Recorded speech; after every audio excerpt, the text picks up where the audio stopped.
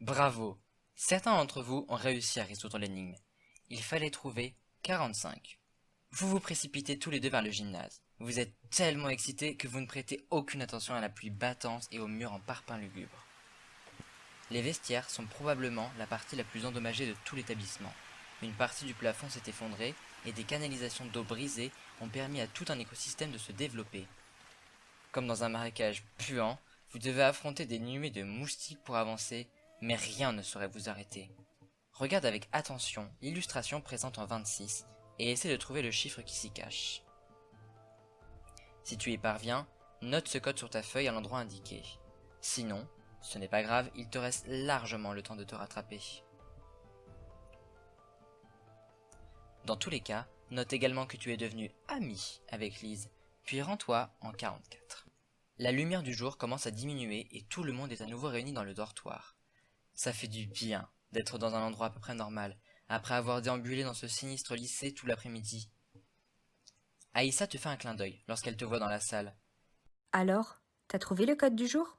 Tu choisis de ne pas répondre et elle éclate d'un rire cristallin. Ils sont quand même bizarres avec leurs défis, non? T'imagines même pas ce qu'on m'a demandé. Quelques notes d'une musique militaire résonnent soudain dans la pièce et elle s'interrompt net.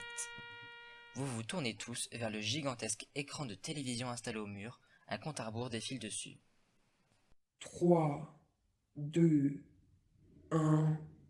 L'écran s'allume et le visage de Nobody, ou quelqu'un d'autre, tu ne peux pas vraiment savoir avec ses maudits masques, apparaît en plein milieu. Elle se tient dans un appartement luxueux, en contraste cruel avec votre situation. Bonjour à tous, ravi de vous revoir au grand complet.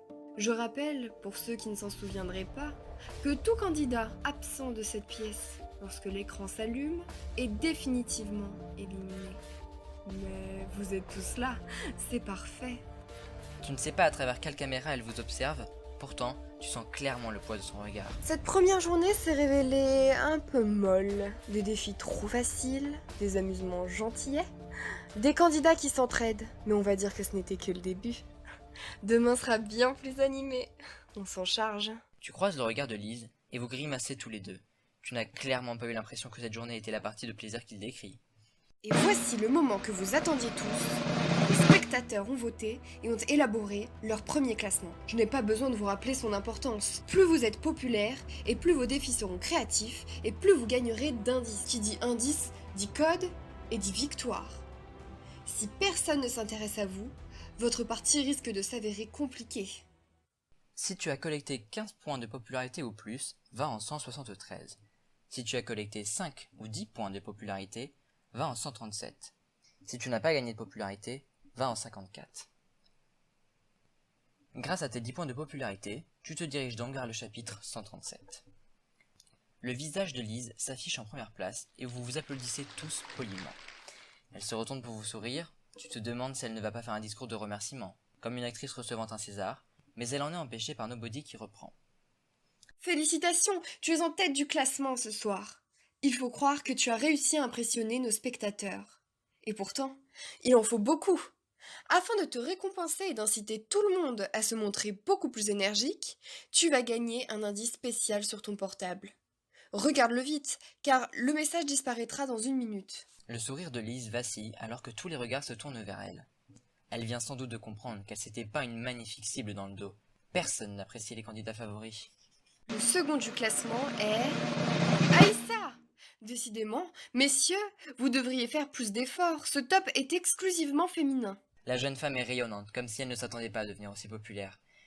Mais déjà, tous les regards se retournent vers l'écran, où ton visage s'affiche désormais. Tu es en milieu de peloton, ce n'est pas si mal. Certains spectateurs t'ont apprécié, mais pas suffisamment pour que tu sois la cible de tout le monde. Bien sûr, ça veut aussi dire que tu n'as pas eu d'indice supplémentaire. Bravo pour ta 3e place. Ce n'était pas grand show, mais on n'a pas encore envie de se débarrasser de toi. Et j'en viens au 4e ex-aequo, Anna et Djibril. Il faudra vous bouger demain. Et enfin, en dernier, Tom, qui n'a quasiment rien fait de la journée. On compte sur toi, Tom. On a mis de grands espoirs dans ta participation. Montre-nous de quoi tu es capable. Le garçon se contente d'un grognement. Pas étonnant que sa popularité soit aussi basse. Quel casteur a choisi de le faire participer à cette émission? À moins qu'il soit un génie asocial comme ceux capables de résoudre des Rubik's Cube en quelques secondes. C'est donc Tom qui n'aura pas de plateau ce soir. conclut Nobody d'une voix étonnamment joyeuse. Les autres, reprenez des forces, vous en aurez bien besoin pour demain. Elle indique la sortie de l'internat de la main, et vous vous retournez pour découvrir un chariot avec 5 plateaux au milieu du couloir. La prod a profité du moment où vous étiez captivé par l'écran pour les apporter. Lorsque tu regardes dans le couloir, il n'y a plus personne. Va en 154. Vous mangez votre repas dans un silence de mort. Même si la viande est délicieuse et les légumes parfaitement cuits, le fait que Tom n'ait pas eu le droit à un plateau donne un air encore plus sinistre à l'aventure. Que se passera-t-il si tu fais partie des 2 derniers demain? Tu n'as aucune envie de partager son sort. Il me fait un peu de peine quand même. Soupire Lise. Vous croyez pas qu'on peut partager un peu avec lui? La prod avait l'air d'insister pour qu'il soit puni. Contre Djibril. Si jamais on les défie ouvertement, Il se passera quoi? Continue Lise. Ils vont quand même pas tout arrêter parce qu'on l'a aidé.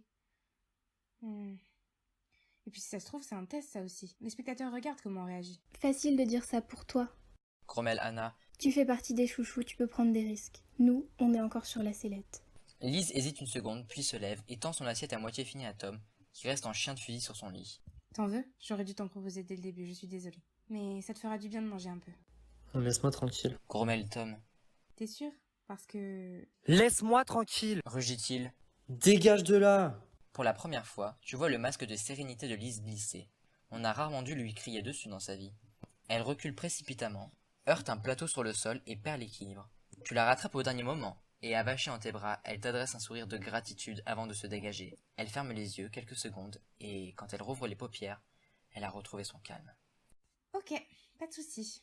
Je ne te parlerai plus. Promet-elle en retournant à son repas. Vous terminez votre repas en cette ambiance morne, Ouais, passez je la trouve que la soirée à viande est discuter un peu de trop banalités cuite. entre Pas vous, vous Tom toujours à l'écart, puis allez vous coucher. Tu n'as aucune idée de l'heure qu'il est, mais bon, tant pis. Au moment où les lumières s'éteignent, tu jurerais avoir vu une silhouette debout près du lit de Djibril. Est-ce lui ou non, tu ne t'en préoccupes pas plus que ça, et laisses tes paupières se fermer lourdement, bercé que tu es par le vacarme de la pluie battante dehors. Le lendemain, la sonnerie de vos téléphones vous tire du sommeil. Les plafonniers ne te surprennent plus comme la première fois, et tu parviens à garder un minimum de vision lorsque tout s'allume. Les autres candidats se disent vaguement bonjour, toujours à moitié endormis. À nouveau, 5 plateaux ont été importés pour le déjeuner. Tu n'es pas le seul à manger à toute vitesse, pressé de repartir en exploration. Mais au moment où les portes s'ouvrent et où le jeu recommence, tu entends un cri de rage derrière toi. Rends-le-moi. Je sais que c'est toi qui me l'as volé. Aïssa, les poings sur les hanches, est en train de confronter Tom qui vient à peine de se lever, le ventre vide. J'ai rien volé, moi. Proteste-t-il, les yeux encore vitreux. Mais bien sûr que si. Je t'ai vu tourner autour de mon lit cette nuit, et comme par hasard, je n'ai plus mon portable ce matin. Je l'avais mis sur ma table de chevet. T'es le seul à avoir pu le prendre. Mais je me suis pas levé cette nuit. Proteste Tom. Menteur. D'un seul coup, le garçon change d'attitude. Lui qui était sur la défensive se hérisse brutalement. Tu me traites pas de menteur, ok? bon, c'est pas parce qu'on vous aime pas, mais on va vous laisser vous expliquer. Hein? On a un jeu à gagner. Déclare Djibril en sortant de la pièce. Lise hésite à intervenir, mais la réaction de Tom hier a visiblement freiné son altruisme.